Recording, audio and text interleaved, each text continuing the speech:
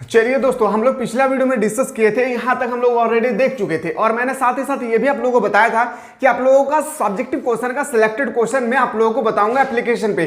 Finally आप लोगों का सिलेक्टेड क्वेश्चन सारा क्वेश्चन मैंने तैयार कर चुका हूं। टर 1 का मैंने ऑलरेडी एप्लीकेशन में डाल चुका हूं, जहां पे आप लोगों को एक सब्जेक्ट में 5 सेट प्रोवाइड किया गया है। साथ ही साथ सब्जेक्टिव का भी आप लोगों का सिलेक्टेड क्वेश्चन मैंने तैयार कर लिए हैं। बहुत मेहनत के बाद, बहुत ही मेहनत करने के बाद आज मैं आप लोगों के पास सेट 2 लेकर आया हूं। इससे पहले मैंने आप लोगों को बताया था सेट 1 और आज आप लोगों का लास्ट वीडियो बनेगी यूट्यूब पे। आज के बाद आप लोगों को यूट्यूब पे वीडियो नहीं देखने को मिलेंगे, चाहे वो पॉलिटिकल साइंस का हो या आप लोगों का हिस्ट्री का हो या ज्योग्राफी का, कोई भी सब्जेक्ट का आप लोगों को अब देखने को नहीं मिलेंगे, क्योंकि हम लोगों का एप्लीकेशन पे अब हम लोगों का दिन और रात क्लास चलेगी सब्जेक्टिव का, सिलेक्टेड क्वेश्चन का, ऑब्जेक्टिव का, chapter wise with question bank के साथ। क्वेश्चन बैंक मैंने आपको बताया था, क्वेश्चन बैंक का मतलब होता है 2010 से लेकर 2023 तक जो भी चीज पूछे गए हैं जैकबोर्ड के माध्यम से सारा चीज मैं आप लोगों को प्रोवाइड करने की कोशिश करूंगा। तो बिल्कुल आज हमने आपको बताने वाला हूं, यह है आप लोगों का सेट 2, जहां पे हम लोग देखने वाले कम से कम 15 से 20 क्वेश्चन हम लोग आज बेहतरीन तरीके से समझेंगे। साथ ही साथ मैं कोशिश करूंगा आप लोगों को कि मैं आप लोगों का जब भी मैं वीडियो बताता हूं सब्जेक्टिव क्वेश्चन का, मैं कोशिश करता हूं कि डायरेक्टली आपके माइंड में सेटअप हो जाए। ठीक है, आप लोगों को पॉलिटिकल साइंस में 6 लेक्चर मिलेगी, हिस्ट्री में 6 लेक्चर मिलेगी, इकोनॉमिक्स में 4 लेक्चर प्लस 1 लेक्चर आपको मिलेगा किसका, तो नंबरिकल क्वेश्चन का। इसी तरह से ज्योग्राफी में मिलेगा आपको 6 लेक्चर। इस तरह से मैं इंग्लिश कोर की बात करूं तो 6 लेक्चर। उसके बाद में अगर आप लोग हिंदी इलेक्टिव की बात करूं तो 6 लेक्चर, इंग्लिश कोर के बारे में बात करूं आप लोगों का 6 लेक्चर। इस तरह से आप लोगों का मैं पूरा डिवाइड कर चुका हूं, किस तरह से मैं आप लोगों को प्रोवाइड करने की कोशिश करूंगा। साथ ही साथ आप लोगों को आंसर की आप लोगों का जो पीडीएफ है वो भी आप लोगों को प्रोवाइड कर दिया गया है, जल्दी से जाकर आप लोग देख सकते हैं। और जो क्वेश्चन मैं बता रहा हूं एकदम कंठस्थ कर लीजिए, सारा क्वेश्चन इसी से लड़ेगी, मेरी गारंटी है। तो चलिए लेट की इस बात की, और अगर आप में से कोई ऐसे स्टूडेंट जो अभी तक हम लोग यहां तक ऑलरेडी पिछला वीडियो में देख चुके थे, आज हम लोग जो क्लास स्टार्ट करेंगे, हम लोग क्लास स्टार्ट करेंगे यहां से। अगर आप में से कोई ऐसे स्टूडेंट अभी तक जो कोर्स को ज्वाइन करना चाहते हैं और अभी तक ज्वाइन नहीं किए, तो उसके लिए आपको प्ले स्टोर को ओपन करना है, डाउनलोड करना है मिसाइल क्लासेस के एप्लीकेशन को, और डाउनलोड करने के बाद आपको ये कोर्स को जल्दी से बाय कर लेना है। ये कोर्स का फी जो है अभी प्रेजेंट टाइम में आप लोगों का कम कर दिया गया है, ताकि एक गरीब से गरीब छात्र जो है यहाँ पे आकर स्टडी करके बेहतर से बेहतर मार्क्स ला सकते हैं। ठीक है, तो जल्दी से जाएं, कोर्स को अभी अवेलेबल है। कुछ 2-4 घंटा के बाद आपको ये कोर्स जो है यहाँ पे अवेलेबल नहीं मिलेगी, क्योंकि ऑलरेडी एप्लीकेशन पे ऑलरेडी बहुत सारे स्टूडेंट हो चुके हैं। अब आप लोगों का अनलिस्टेड कर दिया जाएगा एप्लीकेशन पे। लेट ना करें, जल्दी से जाएं और कोर्सेज को एप्लीकेशन के माध्यम से और आप लोग पढ़ने की कोशिश करें बेहतरीन मार्क्स लाने के लिए। ठीक है, तो लेट ना करिए। और अगर आप में से कोई ऐसे स्टूडेंट है जो फोन पे, गूगल पे या नेट बैंकिंग का यूज नहीं करते हैं, आप चाहते हैं तो क्लास करने के लिए, लेकिन आपके पास नेट बैंकिंग, फोन पे ये सब यूज नहीं करते हैं आप, तो कोई दिक्कत नहीं है, आप लोगों को टेंशन लेना नहीं है। नीचे ऑलरेडी एक नंबर दिए गए हैं, इस नंबर के माध्यम से सबसे पहले आप लोग हमारे व्हाट्सएप के माध्यम से जुड़ सकते हैं। जुड़ने के बाद अपना प्रॉब्लम बताएं, आपका भी एडमिशन हो जाएगी, टेंशन नहीं लेना, बस हम लोग पढ़ने पर ज्यादा ध्यान दें। पहला क्वेश्चन पे आते हैं, आज हम लोग क्लास को स्टार्ट करते हैं। ऑपरेशन डेजर्ट स्टॉर्म क्या है? मैंने पिछला क्लास में आप लोगों को बताया था ऑपरेशन डेजर्ट स्टॉर्म के बारे में, मैं और नहीं बताने वाला हूं। ऑपरेशन डेजर्ट स्टॉर्म के बारे में मैंने ऑलरेडी आप लोगों को बता चुका हूं, जहां पे मैंने आपको बेहतरीन तरीके से एक्सप्लेन किया था कि ऑपरेशन डेजर्ट स्टॉर्म क्या है, मार्शल योजना क्या है, ये सब मैंने आप लोगों को बताया था। फिर भी थोड़ा सा देख लेते हैं हम लोग कि ऑपरेशन डेजर्ट स्टॉर्म किसे कहते हैं। देखिए, ऑपरेशन डेजर्ट स्टॉर्म की जब भी बात आई तो आपको माइंड में एक सेट कर लेना है, किसका, तो इराक ने कुवैत पर कब्जा किया था। किसने? लाउडली इराक ने कुवैत पर कब्जा किया था। मेरा बात को सिर्फ आप लोगों को सुनना है, लिखने का समय नहीं है और ना ही आप लोगों का हैंड राइटिंग सुधारने का समय है। मेरा लाल, अब सिर्फ और सिर्फ आप लोगों को प्रैक्टिस का सेशन आ चुका है। ठीक है, समझिए, आप लोग का इराक, जब भी आप लोग का ऑपरेशन डेजर्ट स्टॉर्म की बात आए, माइंड में पूरा सेटअप कर लीजिए कि इराक ने कुवैत पर कब्जा किया था। किसने? इराक ने कुवैत पर कब्जा किया था। जिस तरह से अभी प्रेजेंट टाइम में इजराइल ने किस पर हमला किया था, बताइए जल्दी, लाउडली, फिलिस्तीन पर। ठीक इसी तरह से इराक ने एक जमाना था, याद रखिएगा, जहां पे कुवैत को पूरी तरह से कब्जा कर लिया था।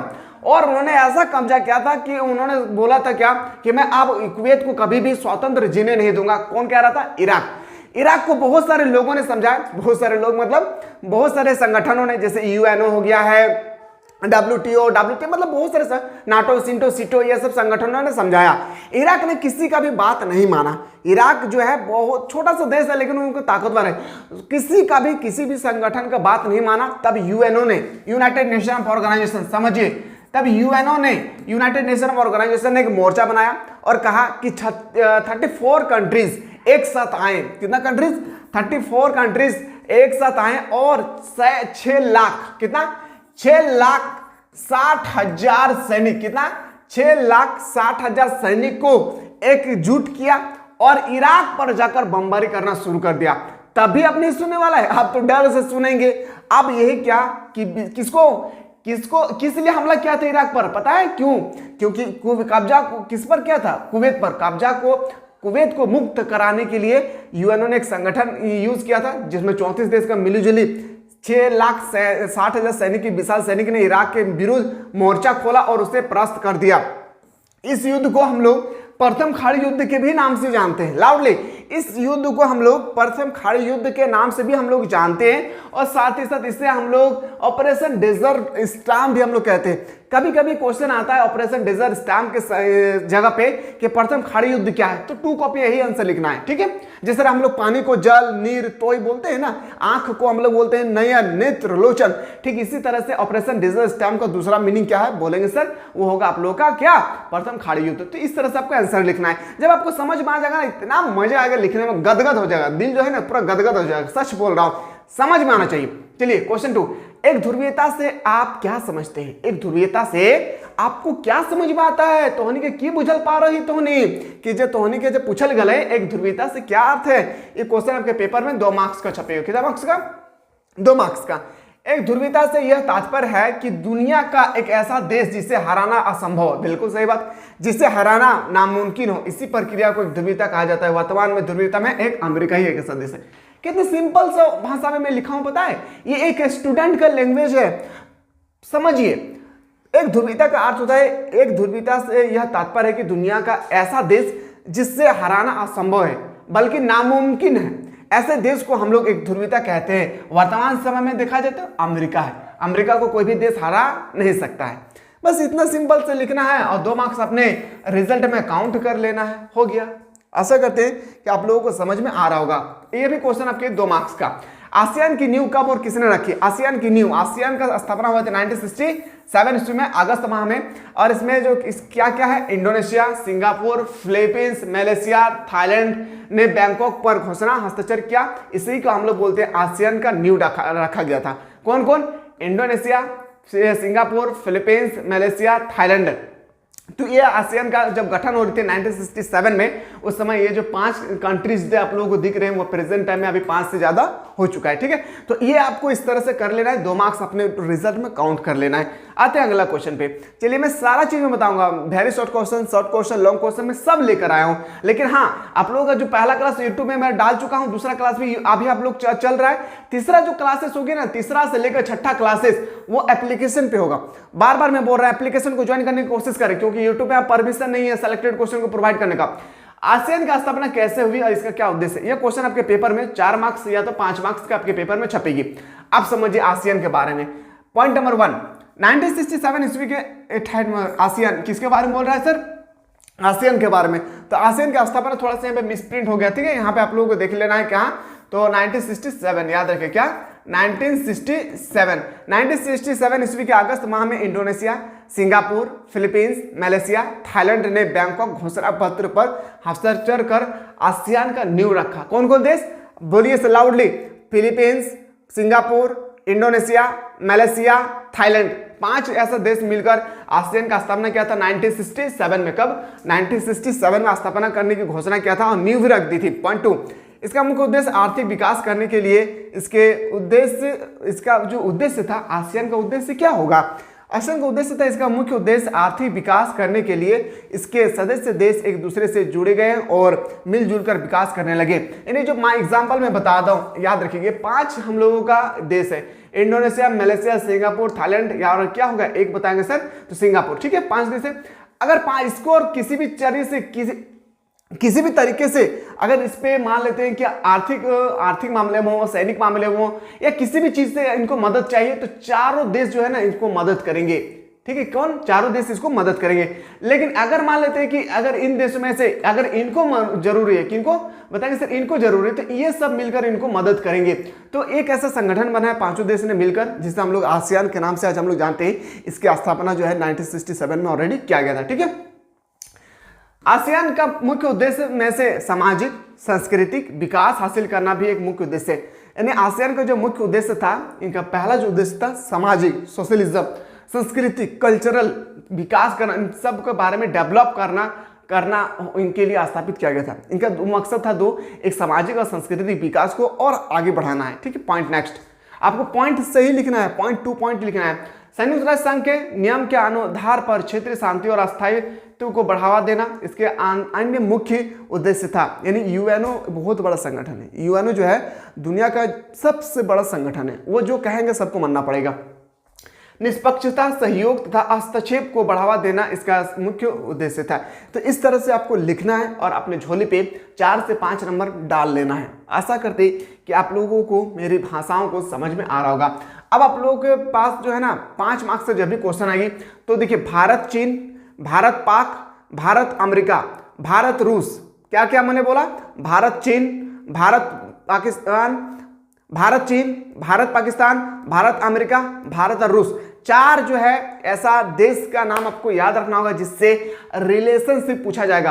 यानी भारत और अमेरिका के रिलेशनशिप संबंध के बारे में विचार विमर्श कीजिए और 5 मार्क्स अपने झोली पे डाल लेना है। तो मैं फाइनली लेकर आया हूं सबसे पहला क्या, कौन सा देश है, तो बताएंगे सर चीन के बारे में। समझिए, वैसे तो वर्तमान में चीन भारत का संबंध काफी बुरा स्थिति में है। प्रेजेंट टाइम में एक जमाना था कि भारत और चीन का संबंध जो है ना बहुत ही मजबूत था। भारत और चीन का संबंध बहुत ही मजबूत था। और क्या था, एक जमाने था कि जब इतना मजबूत होने के बाद भी आज प्रेजेंट टाइम में अगर हम लोग देखें तो ये मजबूत जो है ना, मजबूत मतलब रिलेशनशिप अच्छा, ठीक है। जिस तरह से देखिए ना, पहला पहला प्यार जब स्टार्ट होता है कितना मजा लगता है, दिन रात तो दिन बन ही जाता है।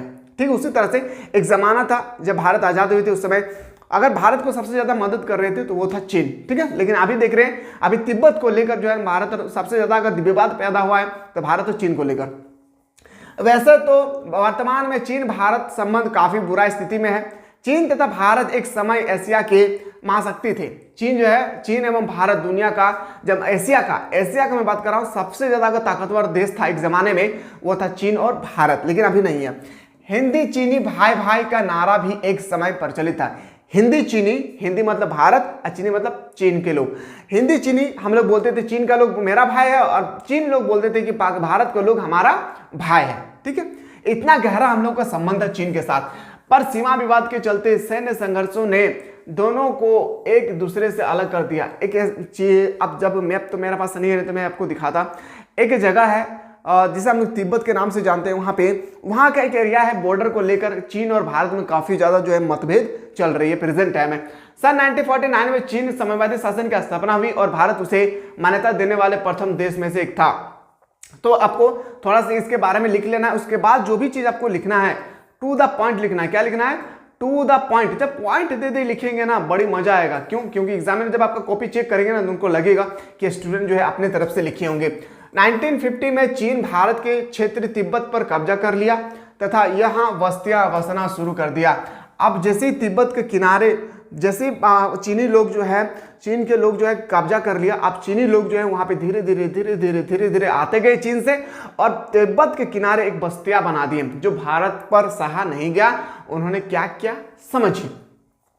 चीन भारत के अरुणाचल प्रदेश के कुछ इलाका तथा लद्दाख के अक्साई चीन पर अपना अधिकार जमाने के चलते 1962 में भारत चीन युद्ध हो गया। अब कई बार ये क्वेश्चन पूछा गया है कि भारत चीन युद्ध कब हुआ था? 1962। याद रखिए, इंदिरा गांधी।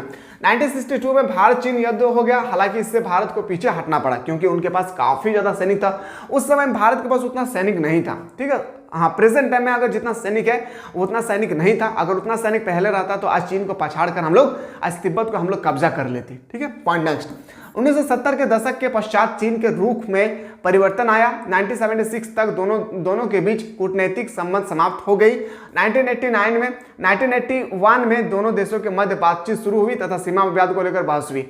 अब कहा कि देखो भारत के लोग, भारत के प्राइम मिनिस्टर और वहाँ के प्राइम मिनिस्टर दोनों मिलकर कहे देखिए हम लोग जो लड़ाई कर रहे हैं ना बिल्कुल गलत बात है। चलिए हम लोग बैठकर एक बात करते हैं कि एक्चुअली इसको क्या किया जाए कि हम लोग दोनों शांति से रहेंगे। ठीक है, 1988 के दिसंबर माह में भारत के प्रधानमंत्री राजीव गांधी द्वारा संबंध में सुधार के लिए चीन द्वारा भी किया। आज देखिए भारत का प्रधानमंत्री जब राजीव गांधी था, बोले कि नहीं, जब हमारा इतना मदद किया चीन ने तो हम लोग इसे दुश्मनी नहीं करेंगे, लेकिन वो लोग दुश्मनी के लिए अड़चन लगा रहे हैं तिब्बत को लेकर। नहीं, चलिए चलिए हम लोग चलते हैं। कौन कह रहे हैं? राजीव गांधी। राजीव गांधी कह रहे हैं कि चलिए हम लोग एक बात देखते हैं, वहां चीन जाकर वहां पे चीन के प्रधानमंत्री के साथ हम लोग बातचीत करेंगे और बताएंगे सीमा विवाद को कैसे सुलझाया जाए। का दौरा किया, समझौता पर हस्ताक्षर किया। आप क्या किया? दौरा किया। सीमा पर व्यापार के लिए 4 पोस्ट खोले जाने पर राजीव गांधी ने समझौता किया। साथ ही साथ बहुत सारी समझौता पर हस्ताक्षर किए। याद रखिएगा, गए थे किसके बारे में लिए? बॉर्डर को लेकर, चीन के तिब्बत को लेकर गए थे बातचीत करने के लिए, लेकिन ऐसा समझौता हुआ कि व्यापार को भी अब आगे बढ़ाने का बात चली गई। ठीक है।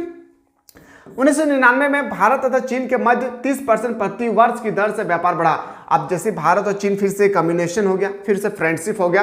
फ्रेंडशिप होने के बाद उनके व्यापार में, अपना चीन के व्यापार में और भारत के व्यापार में, दोनों के व्यापार में 30% का बढ़ोतरी हो गई है। 1992 में 33 करोड़ 80 लाख डॉलर का द्विपक्षीय व्यापार हुआ था, जो 2017 से बढ़कर 84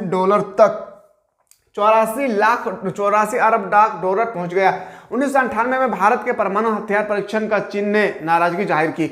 सबसे बड़ा यहीं पर जब एपीजे अब्दुल कलाम, आप लोग पता ना, मिसाइल मैन, और उन्हीं के नाम से ही मैं अपना चैनल का नाम रखा हूं मिसाइल क्लासेस। ठीक है। तो मिसाइल मैन ने जब 1998 में परमाणु बम बनाया, तो परमाणु बम जैसे बनाया तो आप पूरे दुनिया के देश भारत पर लग गए कि भारत को परमाणु बम नहीं बनाना चाहिए। याद रखिएगा, परमाणु बम नहीं बनाना चाहिए। खास करके सबसे ज्यादा अड़चन अगर लगा रहे थे तो 2 देश था, एक चीन और एक अमेरिका। तो इस तरह से ना आपको रिलेशनशिप लिखना है। किस तरह से? जिस तरह से मैंने आपको बताया, यहाँ पे रिलेशनशिप लिखना है। एप्लीकेशन वाले आप लोग को मैंने ऑलरेडी बता चुका हूँ, वहां पे जाकर आप लोग नोट डाउन कर लीजिएगा। ठीक है। पीडीएफ भी मैंने ऑलरेडी आप लोगों को प्रोवाइड कर चुका हूँ। शिमला समझौता 100%, 100 नहीं 200% आपके पेपर में छपेगी। ठीक है। समझिए इस बात को, क्या कह रहा है समझिए। 1971 ईस्वी में बांग्लादेश की आजादी को लेकर भारत और पाकिस्तान के बीच युद्ध हुआ। क्या, किसके बारे में? शिमला समझौता किसे कहते हैं? समझिए इस बात को, वेरी वेरी इंपॉर्टेंट। 1971 ईस्वी में, देखिए मैं जो इस तरह पॉइंट दे के लिखा हूं ना, इस तरह से पॉइंट देकर लिखेंगे आप लोग, तब मजा आएगा। पॉइंट देकर लिखेंगे ना तो कितना मजा आएगा आपको, क्या बताऊं। जब एग्जामिनर चेक करते हैं, हाँ 2 पॉइंट है, 3 मार्क्स है, अच्छा पॉइंट सब सही है, इस तरह से आपका आंसर, इस तरह से आपको मार्क्स आपको इंक्लूडेड कर देंगे। ठीक है। तो लिखने का तरीका भी देखा जाता है। 1971 ईस्वी में बांग्लादेश की आजादी को लेकर भारत और पाकिस्तान के बीच युद्ध हुआ, जिसमें पाकिस्तान बुरी तरह से हार गई थी। आप सभी को पता है पाकिस्तान जो है हार गई थी। किसको लेकर? बांग्लादेश की आजादी को लेकर। पाकिस्तान जो चाहते थे, पाकिस्तान देखिए अभी हम लोग बोलते हैं ना, एक बोलते हैं हम लोग पश्चिम बंगाल, हम लोग बोलते हैं यानी पूर्वी पाकिस्तान, पश्चिमी पाकिस्तान, उस समय था इस तरह से। ठीक है। तो पाकिस्तान के लोग चाहते थे ना, पाकिस्तान जो वहां पे बसा हुआ है, वहां तो है ही है, साथ ही साथ वो पाकिस्तान वाले कह रहे थे पता है क्या, कि कोलकाता भी मेरा है। कोलकाता मतलब समझ में आ रहा ना, कोलकाता के किनारे जो बांग्लादेश है, बांग्लादेश तो अभी बाद में 1971 में भारत से अलग हुआ ना, 1971 में भारत से अलग हुआ ना, तो वो तो भारत का ही अंग था। अब जैसे वो अलग हुए तो पाकिस्तान के लोग कह रहे थे नहीं, उनको अलग नहीं होना है, उन सब व्यक्तियों को हमारे यहाँ पे भेज दीजिए, मतलब वो भी मेरा है, भेजने के लिए नहीं बोल रहा था, बोल रहा वो भी मेरा हो जाएगा पश्चिमी पाकिस्तान और वो हो जाएगा पूर्वी पाकिस्तान। ठीक है। तो 1971 में बांग्लादेशी लोग कहते थे कि ना मैं पाकिस्तान के साथ नहीं जाना चाहता हूं, तो भारत के लोग ने समझा कि चलिए इनको आजाद दिलाया जाए, इसको आजादी कराया जाए। जैसे आजाद कराए तो पाकिस्तान की यहाँ पे बुरी तरह से हार हो गई थी। पॉइंट 2, आगे चलकर दोनों देशों के बीच 3 जुलाई 1970, इसको आप लोग थोड़ा सा याद रखिएगा, बहुत इंपॉर्टेंट इस बात को।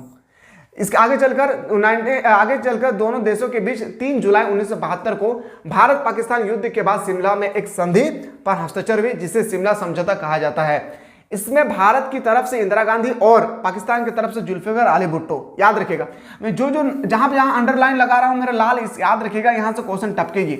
जब मैं बोल रहा हूं तो समझ जाइए कि जब टपकेगा, याद रखिएगा, यहां पे आप लोग याद रखना है। पहला शिमला समझौता कब हुई थी? 3 जुलाई 1972 को।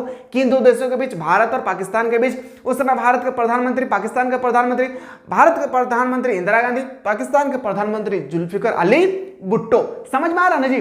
तोहनी हमारे बतवा बुझल पा रहे हो रे, देख तोहनी के ऐसे नहीं प्रश्न नहीं, तो तोहनी टेंशन ना ली है, तोहनी के दादा हो ना, तोहनी के छोटू भाई हम तोहनी के लागो ही हो ना, बस तोहनी के हम पूरा मदद करबो। लेकिन तोहनी के खाते जो सिलेक्टेड हम क्वेश्चन प्रोवाइड करे हो ना, इटा यूट्यूब पे हमनी के परमिशन ना हो, फिर भी तोहनी का हम प्रोवाइड कर दे हो, ताकि तोहनी के तो पता चलतो ना कि हमनी के पेपर में कैसे क्वेश्चन छपतो सब्जेक्टिव में। ठीक है।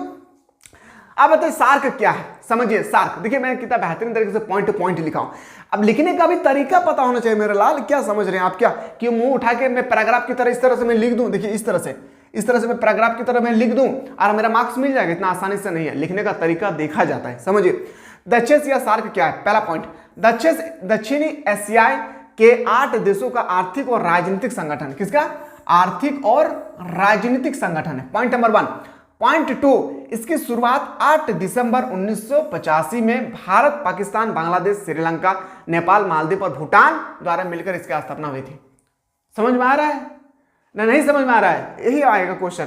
इसकी स्थापना 8 दिसंबर 1985 में भारत, पाकिस्तान, यहाँ पे थोड़ा सा मिसप्रिंट है, पाकिस्तान, बांग्लादेश, श्रीलंका, नेपाल, मालदीव, भूटान द्वारा इसकी मिलकर इसका स्थापना किया गया था। पॉइंट नेक्स्ट, इसका मुख्यालय काठमांडू।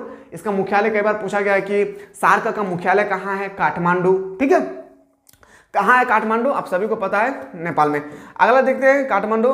ठीक है, अगला देखते हैं 2005 में ढाका में आयोजित 13वें सार्क सम्मेलन में अफगानिस्तान को 8वें सार्क सदस्य के रूप में मान्यता दी गई। पहले जो है ना, जब इसकी स्थापना हुई थी सार्क का, उस समय आपका अफगानिस्तान इसमें शामिल नहीं था, लेकिन 2005 में जो है अफगानिस्तान को भी शामिल कर लेके इसको बनाया गया 8वें, याद रखें 8वां देश। और आपको याद रखना सार्क का पूरा नाम South Asian Association for region cooperation, ये आपको लिखना है। जब इतना मार्क्स लिखेंगे ना, कितना बेहतरीन तरीके से आप खुद सोचिए कितना बेहतरीन तरीके से दिख रहा है। अगर हम मैं पैराग्राफ की तरह लिखूंगा तो अच्छे लगेगा? आप ही बताइए।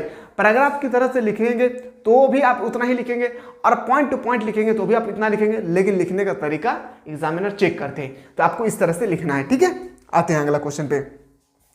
अगला प्रश्न है कि पाकिस्तान में सैनिक शासन का उल्लेख क्या है। देखिए मैं क्वेश्चन कभी नहीं भूलूंगा, मैं जब एग्जाम दिया था ये क्वेश्चन हमारे पेपर में 6 मार्क्स का पूछा जाता था उस समय, 6 मार्क्स का। अभी तो आप लोगों को 5 मार्क्स कर दिया है ना। ठीक है, तो देखिए यहाँ पे आप लोगों को क्या करना है, समझिए इस बात को। आप लोगों से पूछा गया कि पाकिस्तान में सैनिक शासन का उल्लेख करें। ये क्वेश्चन जो है आपके जब भी पास आएगी 5 मार्क्स का आपके झोले में छप जाएगा। ठीक है, तो ध्यान से देखिए, इसको समझने की कोशिश कीजिए। पॉइंट नंबर 1, पाकिस्तान में सेना बहुत ही प्रभावशाली है, जिस कारण यहाँ कई बार सैन्य शासन लोकतंत्र को कुचलता है। एक बात बताऊं, देखिए हमारे यहाँ पे ना कोई भी चीज करता है प्रधानमंत्री करके, रातों रात नोटबंदी, रातों रात कुछ भी कर सकता है, रातों रात हम लोग को थालियां बजा देता है। ठीक इसी तरह से ना पाकिस्तान में प्रधानमंत्री का जो है बात उतना नहीं चलता है, सैनिक शासन है वहाँ सेना लोग, जो मिलिट्री लोग होते हैं ना, वो जो कहेंगे वो आपको मानना पड़ेगा। ठीक है, कुछ दिन न्यूज में आप लोग देखे होंगे, पूर्व कप्तान जो था पाकिस्तान का, क्या नाम हमें याद नहीं आ रहा है, एक्चुअली मुझे नाम याद नहीं आ रहा। देखिए उनका घर पे कितना हमला कर दिया था पूरा सैनिक मिलकर, है ना, उनका देखिएगा। तो देखिए पॉइंट नंबर 1 हो गया। पॉइंट 2, पाकिस्तान में संविधान बनने के बाद शासन का कमान जनरल आयुब खान ने, याद रखिए किसने, जनरल आयुब खान ने अपने हाथों में लिया तथा अपना निर्वाचन भी कर डाला। जनता ने आयुब के प्रति गुस्सा जाहिर की और आयुब के सैनिक शासन का रास्ता समाप्त हो गया। पॉइंट 3, आयुब खान के बाद जनरल अहयान खान ने सैनिक शासन का कमान अपने हाथों में ली। इन्हें क्या किया, 1971 में 1971 भारत और पाक युद्ध का सामना करना पड़ा। ठीक है, किसके लिए? तो बताएं, सैनिक के लिए। याहिया के बाद जुल्फिकार अली भुट्टो की अगुवाई, पहले कौन था? जनरल आयुब खान। पहले कौन था? जनरल आयुब खान। दूसरा में कौन आया है तो बताएंगे सर, याद रखिएगा याहिया खान। कौन था? याहिया खान। याहिया खान के बाद कौन आया तो जुल्फिकार अली भुट्टो, याद रखिएगा। याहिया खान के बाद जुल्फिकार अली भुट्टो की अगुवाई में एक निर्वाचन सरकार बनी जो 1971 से 1977 तक टिका रहा। 1977 में जनरल जिया उल हक ने जुल्फिकार अली भुट्टो की सरकार को गिरा दी। पहले कौन आया था? आयुब खान। उसके बाद इसको इस तरह से हिस्टोरी में हम लोग देखे ना, बाबर को मारा, अकबर को मारा, हुमायूं को मारा। ठीक इसी तरह से किस में कहाँ चल रहा था? पाकिस्तान में। आयुब खान को मारा कौन? याहिया को मारा कौन? जुल्फिकार को मारा कौन? तो बताएंगे सर, जुल्फिकार को मारा जियाउल हक। याद रखिए, जियाउल हक ने जुल्फिकार अली भुट्टो की सरकार को गिरा और उन्होंने 1982 तक शासन किया। बस यही तो कांड है पाकिस्तान का। इस कारण से पाकिस्तान तरक्की नहीं कर पाते हैं। अगला देखते हैं कि 1982 के बाद लोकतंत्र समर्थन आंदोलन के बाद बेनजीर भुट्टो, अब आए सर बेनजीर भुट्टो, ठीक है, और बाद में नवाब शरीफ। आप सभी को पता है नवाब शरीफ के बारे में, आप लोगों को अच्छी तरह से पता होगा, है ना। नवाब शरीफ की सरकार बनी जो 1999 तक कायम रही। 1999 में एक बार फिर सेना ने हस्तक्षेप किया और जनरल परवेज मुशर्रफ ने प्रधानमंत्री नवाज शरीफ को हटा दिया। 2001 में परवेज मुशर्रफ ने अपना निर्वाचन राष्ट्रपति के रूप में कराया। अब भी पाकिस्तान में सैनिक शासन जारी है। अच्छा, सैनिक शासन मतलब पता है, जिस तरह से मैंने अभी जस्ट बताया, जिस तरह से प्रधानमंत्री कोई देश का हेड कमांडर होते हैं, समझ में आ रहा है ना, जो कहते हैं उनको मानना पड़ता है, ठीक इसी तरह से पाकिस्तान में सैनिक क्या है, सैनिक शासन है, यानी मिलिट्री लोग जो कहेंगे वो आपको मानना पड़ेगा। प्रधानमंत्री को भी वहां पे मानना पड़ेगा, राष्ट्रपति को भी मानना पड़ेगा। इसलिए आज वो देश जो है उतना विकास नहीं कर पा रहे हैं।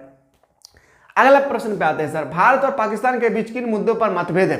यानी भारत और पाकिस्तान के बीच रिलेशनशिप भी आपसे पूछा जा सकता है और इसके बीच में कौन कौन उससे युद्ध हुआ है इसके बारे में भी आपसे पूछा जा सकता है। भारत और पाकिस्तान के बीच मतभेद के मुख्य मुद्दे क्या क्या है समझिए।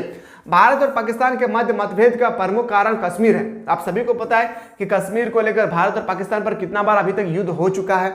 दो युद्धों के अनेक वार्ताओं के बाद यह भी मतभेद बना हुआ है। दोनों कश्मीर पर अपने दावा करते हैं कि कश्मीर मेरा है और पाकिस्तान वाले कहते हैं कश्मीर मेरा। इस कारण से दोनों देशों पर काफी ज्यादा घमासान मचा हुआ है। पॉइंट नेक्स्ट, सियाचिन ग्लेशियर पर नियंत्रण और हथियारों की होड़ के कारण भी दोनों के मध्य तनाव हुआ। अगला दिया कि दोनों ने 1998 में एक साथ एक परमाणु परीक्षण किया। दोनों के देखिए 1998 में जब भारत परमाणु परीक्षण कर रहा था, एपीजे अब्दुल कलाम ने किया था, उस समय ना पाकिस्तान भी परमाणु परीक्षण किया था, याद रखना है। दोनों के बीच प्रत्यक्ष युद्ध की संभावना तो कम है, परंतु दोनों की सरकारें एक दूसरे के प्रति आशंकित है।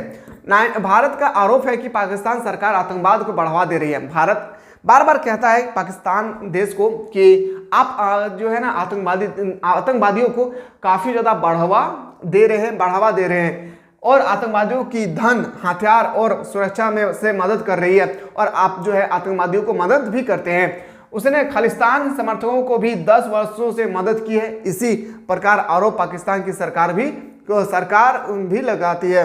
नदी जल बंटवारे को लेकर भी इन दोनों के बीच तनाव है। इससे सबसे विवादग्रस्त सिंधु नदी। अब जब आप लोग पढ़े होंगे ना हिस्ट्री में, हड़प्पा सभ्यता में सिंधु नदी हड़प्पा जो है सिंधु नदी के किनारे बसी। तो सिंधु का जल जो है ना सबसे ज्यादा अगर यूज करता है तो वो पाकिस्तान के लोग करते हैं। तो सिंधु के जल विवाद को लेकर भी भारत, जिस तरह से कश्मीर को लेकर आज हम लोग देख रहे हैं क्या विवाद उत्पन्न है, ठीक इसी तरह से इसका दूसरा विवाद जो है वो क्या है, सिंधु का जल विवाद है। ठीक है, चलिए अगला प्रश्न पे आते हैं सर। अगला क्वेश्चन है कि शिमला समझौता 1971 में कौन सी शर्त थी? शिमला समझौता मैंने अभी जस्ट बताया। शिमला समझौता में के बारे में मैं थोड़ा सा फिर आप लोगों को लेकर चलता हूं नदिया के पार, समझिए इस बात को। शिमला समझौता के साथ 3 जुलाई 1972 को भारत पाकिस्तान युद्ध के बाद शिमला में एक संधि पर हस्ताक्षर हुआ जिसे शिमला समझौता कहा जाता है। इसमें भारत की तरफ से इंदिरा गांधी और पाकिस्तान की तरफ से जुल्फिकार अली भुट्टो शामिल थे। मैंने अभी जस्ट बताया। इस समझौते में निम्नलिखित जो बातों पर जोर दिया था। पॉइंट नंबर 1, पॉइंट दे के लिखना है। दोनों देश अपने परस्पर विवादों को शांतिपूर्ण उपयोग से हल करेंगे। दोनों देश मैत्रीपूर्ण संबंधों को बढ़ावा देंगे, यानी दोस्ताना को अपनी तरफ से बढ़ावा देंगे। ये कब की बात है? 1971 की बात है। अभी तो पता नहीं कितना हम लोग गुस्सा है। दोनों देश अपने मतभेदों की द्विपक्षीय बात द्वारा दूर करेंगे, यानी दोनों देश के बीच में जो भी किना होगी, जो भी नफरतें होगी, वो हम लोग दोनों मिलकर एक साथ बैठकर दोनों देशों के बीच में जो भी हम लोग के अंदर विवाद है वो हम लोग साथ में बैठकर सुलझाएंगे। उन शांति उपयोगों से करेंगे जो दोनों स्वीकार होगी और दोनों देश किसी की ऐसी सहायता नहीं करेंगे जिससे दोनों देश के बीच कटुता होगी। यानी कोई भी ऐसा हम दोनों देश में पाकिस्तान और भारत कोई भी देश को हम लोग मदद ऐसा नहीं करेंगे। जैसे अगर मैं पाकिस्तान वाला, अगर मैं इंडिया हूं और इंडिया में चीन को मैं मदद कर रहा हूं, चीन जो है पाकिस्तान पर हमला करेगी तो ये हम लोग हस्ताक्षर पहले कर लिए कि आप उनको मदद नहीं करेंगे। ठीक है, पॉइंट नंबर नेक्स्ट, पंचशील के सभी नियमों का दोनों देश सम्मान करेंगे। पंचशील नियम जो है 5 सिद्धांत दिया गया था, वो भी बताएंगे पंचशील सिद्धांत क्या है। यातायात, संचार, संस्कृति, विज्ञान आदि में दोनों देश एक दूसरे की सहायता व आदान प्रदान करेंगे। इस तरह से आपको लिखना है शिमला समझौता के बारे में। नोट डाउन कर लीजिए। जब मैं बोल रहा हूं ना कि छपेगा तो लेट नहीं करना, इसको आप लोगों को जल्दी से नोट डाउन कर लेना है। अगला देखते हैं कि दक्षिण एशिया सार्क के मुख्य उद्देश्य क्या है। देखिए उद्देश्य अभी मैंने जस्ट बताया, सार्क का मुख्यालय काठमांडू 1985 में इसका संगठन हुआ था, मतलब गठन हुई थी। तो इसका उद्देश्य देखिए, उद्देश्य क्या है। सरकार, इसका मुख्य उद्देश्य अपने बीच के सभी सदस्य एक दूसरे को आर्थिक विकास में सहायता तथा सहयोग प्रदान करेगी। पॉइंट नंबर नेक्स्ट, दक्षिण एशिया के लोगों की जनता का कल्याण और उसके जीवन स्तर में सुधार करना। अगला कि क्षेत्र के आर्थिक, सामाजिक और सांस्कृतिक विकास में तेजी लाना तथा सभी व्यक्तियों को सम्मान के साथ जीने और अपनी पूर्ण निहित क्षमताओं को प्राप्त करने का अवसर देना। पॉइंट नेक्स्ट कि दक्षिण एशिया के देशों की सामाजिक आत्मनिर्भरता में वृद्धि देना। इस तरह से आपको 4-5 पॉइंट लिखना है। जब भी उद्देश्य के बारे में आएगी आपके पेपर में 3 मार्क्स का पूछा जाएगा, ठीक है। तो इस तरह से आपको लिखना है। समझ में आ रहा है ना जी? कोई दिक्कत होगा तो बता दीजिएगा, ठीक है। और लेकिन हाँ, कल से क्लास जो है आप लोगों का एप्लीकेशन पे चलेगी, याद रखिए। एक भी क्वेश्चन 3 मार्क्स का पूछेगा और इसका कार्य क्या क्या है, ये कार्य भी मैंने आपको बता रहा हूँ, जस्ट वेट कीजिएगा। कल से क्लास जो है एमसी क्लास में चलेगी, एमसी के एप्लीकेशन पे चलेगी, ठीक है। यूट्यूब में आप लोग इंतजार ना करें। सदस्य देशों में जीवन स्तर को सुधार कर जन कल्याण के कार्यक्रम बनाना, ये आप लोगों का जो है अच्छी तरह से आप लोगों को देख लेना है, ठीक है। यह है सार्क का कार्य, सार्क का उद्देश्य क्या है, सार्क का कार्य क्या है, सार्क का गठन कब हुई थी, सार्क में कौन कौन से देश जो है इंक्लूडेड है, शामिल है, ये सब आप लोगों को अच्छी तरह से कर लेना है। अगला क्वेश्चन आते हैं सर, सुरक्षा परिषद के कार्य क्या है। ये बहुत इंपॉर्टेंट है, ये क्वेश्चन आपके पेपर में 5 मार्क्स से पूछा जाएगा और आज तक का मेरा सबसे मनपसंद क्वेश्चन यही है। समझिए, जो है सुरक्षा परिषद, या आप लोग पढ़े होंगे ना sir, UNO, United Nation of Organization, संयुक्त राष्ट्र संघ, जिसका मुख्यालय न्यूयॉर्क है, पता है ना। न्यूयॉर्क हडसन नदी के किनारे है, ये भी पता है ना। यूएनओ के 6 अंग होते हैं, जिसमें से एक अंग है सुरक्षा परिषद। समझ में आ रहा है जी? कोई दिक्कत तो नहीं है ना? अरे तो नहीं बुझल पा रहे न रे, तो नहीं मर बतवा। चलिए, यह सबसे महत्वपूर्ण अंग है। 6 अंग में सबसे महत्वपूर्ण अगर कोई अंग है तो वह है सुरक्षा परिषद। सुरक्षा परिषद को पूरी दुनिया का पुलिसमैन कहा जाता है, पूरी दुनिया का पुलिसमैन। कई बार पूछा गया है कि किस संगठन को पुलिसमैन के नाम से भी जाना जाता है, तो बोलेंगे सर वो होगी सुरक्षा परिषद। इसके कुल 15 सदस्य है, 5 जो है अस्थायी है और 10 जो है अस्थायी है। अस्थायी सदस्य का कार्य अनलिमिटेड है और अस्थायी सदस्य का कार्य हर 2 साल के बाद 1/3 जो है क्या होती है, 1/3 क्या होती है, बाहर चले जाते हैं। अब 5 देश जो है ना, वो कौन है? यही 5 देश के पास वीटो पावर है। ये 5 जो कंट्री है इनके पास वीटो पावर है। कौन कौन है? चीन, रूस, ब्रिटेन, फ्रांस, अमेरिका। चीन, रूस, Britain, France, America. Note down कीजिएगा, मेरा चेहरा देख रहे हैं आप लोग, नोट डाउन कीजिए। चीन, रूस, ब्रिटेन, फ्रांस, अमेरिका। चीन, रूस, ब्रिटेन, फ्रांस, अमेरिका। कई बार क्वेश्चन में 3 ऑप्शन दिए जाएंगे और आपसे पूछेगी कि चौथा ऑप्शन दे देंगे भारत एग्जांपल, तो आपसे पूछेगी इनमें से किनके पास वीटो पावर नहीं है, तो आपको बताना होगा कि भारत के पास वीटो पावर नहीं है। आप पढ़ेंगे गहराई से तभी तो समझ में आएगा। पॉइंट नंबर, अब आते हैं सर इसका काम क्या है, समझिए। यह दुनिया में शांति स्थापित करने के लिए जवाबदेह होगी, यानी कहीं भी हमला होगी तो सबसे पहले इनके पास आएगा, जवाबदेह होगी। और किसी भी मामले पर जो विश्व शांति के खतरा हो उस पर विचार कर सकती है। यह किसी भी देश द्वारा भेजी गई शिकायत पर विचार करती है और उस मामले या झगड़ने का निर्माण करती है। सुरक्षा परिषद अपने प्रस्तावों या फैसलों को लागू करवाने के लिए सैनिक कार्रवाई भी कर सकती है। इराक के विरुद्ध सैनिक कार्रवाई का फैसला सुरक्षा परिषद ने लिया था। अब मैंने जस्ट बताया ना, प्रथम खाड़ी युद्ध, ऑपरेशन डेजर्ट स्टॉर्म, जो इराक ने कुवैत पर कब्जा कर लिया था, तो कुवैत को कैसे मुक्त कराया? इराक पर जाकर हमला कर दिया। फैसला पता है सिग्नेचर इन्होंने ही किया था, इन्होंने ही सिग्नेचर किया था। यूएनओ का सिर्फ तो एक संगठन है, यूएनओ के संगठन में 6 अंग है और 6 अंग में सबसे शक्तिशाली अंग सुरक्षा परिषद। इन्होंने कहा था कि चाहिए 6,60,000 सैनिक के साथ 34 देश ने मिलकर, कितना देश मिलकर? 34 देश ने मिलकर इराक पर जाकर हमला कर दिया और इराक को परास्त कर दिया और कुवैत को मुक्त कर दिया था। किसने सिग्नेचर किया था? किसने अधिकार दिया था? सुरक्षा परिषद। इतना पावर, इसलिए इसको दुनिया का पुलिसमैन के नाम से हम लोग जानते हैं। अब ये जो है आप लोगों का ये कार्यक्रम है जो आप लोगों को पॉइंट टू पॉइंट आप लोगों को करना है। मैं बार बार कह रहा हूं, पॉइंट टू पॉइंट करना है, एक एक क्वेश्चन को आप लोगों को अच्छी तरह से कर लेना है। अगला क्वेश्चन पे आते हैं, संयुक्त राष्ट्र संघ के उद्देश्य क्या है? संयुक्त राष्ट्र संघ का मतलब यूएनओ, संयुक्त राष्ट्र संघ, यूनाइटेड नेशन ऑफ ऑर्गेनाइजेशन। उसके बाद आप लोगों को याद रखना है यूएनओ का मुख्यालय जो है न्यूयॉर्क में है। न्यूयॉर्क किस नदी के किनारे? हडसन नदी के किनारे। किस द्वीप में है? मैनहट्टन द्वीप में। कितना अंग है? 6 अंग है, याद रखिएगा। जिसमें से सबसे शक्तिशाली अंग कौन होगा? सुरक्षा परिषद। सुरक्षा परिषद में कितना सदस्य देश है? 15 देश है, 5 से अस्थायी और 10 अस्थायी। 5 देश जो अस्थायी है कौन कौन है? तो बताएंगे सर, चीन, रूस, ब्रिटेन, फ्रांस, अमेरिका। चीन, रूस, ब्रिटेन, फ्रांस, अमेरिका। ठीक है। विश्व में शांति एवं सुरक्षा की स्थापना करना। पॉइंट नंबर नेक्स्ट, विभिन्न राष्ट्रों के बीच संबंध एवं सहयोग की वृद्धि करना, अंतर्राष्ट्रीय विवादों को शांतिपूर्ण तरीके से सुलझाना, पूरे दुनिया की आर्थिक, सामाजिक और सांस्कृतिक आदि मानवीय समस्याओं के समाधान के लिए अंतर्राष्ट्रीय सहयोग प्राप्त करना। ये है हम लोगों का यूएनओ का कार्य। यूएनओ का कार्य इतना है, ठीक है। बाकी ये तो यूएनओ का कार्य ये है, लेकिन यूएनओ के जो 6 अंग है ना, 6 अंगों का काम भी जो है अलग अलग है, तो आपको इस तरह से करना है बेहतरीन तरीके से। अब आते हैं सुरक्षा परिषद के कितने सदस्य होते हैं। तो सुरक्षा परिषद के समझिए, अब सबसे महत्वपूर्ण अंग है सुरक्षा परिषद को पूरी दुनिया का पुलिसमैन कहा जाता है। इसके कुल 15 सदस्य देश है। कितना? 15 सदस्य देश है, जिसमें से 5 को अस्थायी है, अब 10 को अस्थायी। अस्थायी कौन कौन है? चीन, रूस, ब्रिटेन, फ्रांस, अमेरिका। आप लोगों को याद रख लेना है, आप लोग बहुत समझदार बच्चे हैं। अगला क्वेश्चन, अंतर्राष्ट्रीय न्यायालय क्या है? देखिए सुरक्षा परिषद के 6 अंग होती है ना, 6 अंग, जिसमें से आपका यूएनओ का 6 अंग होता है।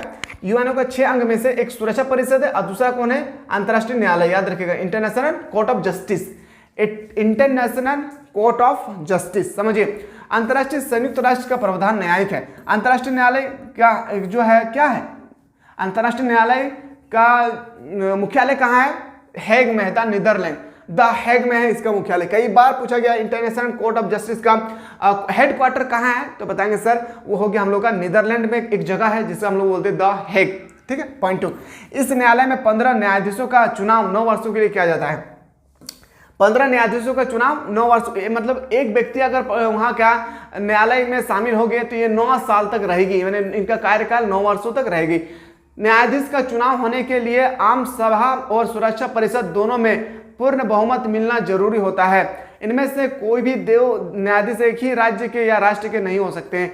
तो ये इस तरह से आप लोगों के आंसर लिखना है, ठीक है। और आप लोगों को जो अगला क्लास होगी, याद रखिएगा अगला जो क्लासेस होगी वो हमारे एप्लीकेशन पे होगी, मिसाइल क्लासेस। तो अगर आप में से कोई स्टूडेंट है जो अभी तक इस कोर्स को ज्वाइन नहीं किए तो जल्दी से आए, प्ले स्टोर को ओपन करें, सर्च करें मिसाइल क्लासेस के एप्लीकेशन को और डाउनलोड करें।